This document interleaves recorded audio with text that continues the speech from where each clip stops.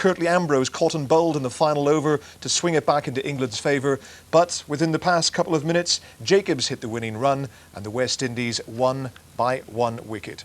England were dismissed for 266 on the final ball of their innings.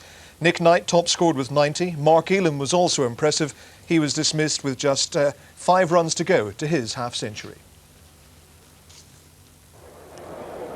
England were put in and it was painfully slow going initially, so 266 was some recovery. The mainstay innings was Nick Knight's. He made 90 4 days after his century on the same ground. Mark Ramprakash fired 29 in rapid time too. But the acceleration came late. Mark Elam smashed 45 or 37 balls, proving again what a useful customer he is to have around. Dougie Brown made 21 from 26 balls too before he improvised a route back to the pavilion. But others carried on where he left off. Matthew Fleming whacked 28 in 17 balls. And some lusty late blows from Robert Croft ensured that the West Indies needed to score at 5.34 and over to win.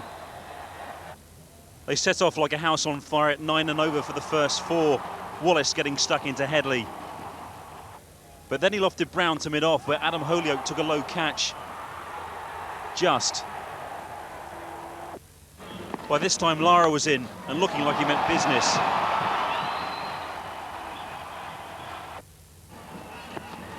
But Lara then called Lambert for a tight single. Nick Knight collected and hit. The umpire called for a replay, but he needn't have bothered. Lambert was gone by a mile. Lara then drove uppishly at Headley off the back foot. Ramprakash took an easy catch. But then Carl Hooper and Stu Williams took the game by the scruff of the neck. They put on 132 for the 4th wicket, Hooper making 66. But 3 wickets for Fleming swung the game back England's way, only for Ambrose to come in and strike precious late runs.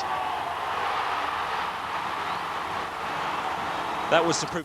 Well, it all went to the penultimate ball of the final over, and the West Indies did it with just 1 ball to spare. Adam Holyoke, the England captain, the bowler, and Ridley Jacobs scrambled a single, and that was enough to give the West Indies victory by the narrowest possible margin. So 1 each in the 5-match series.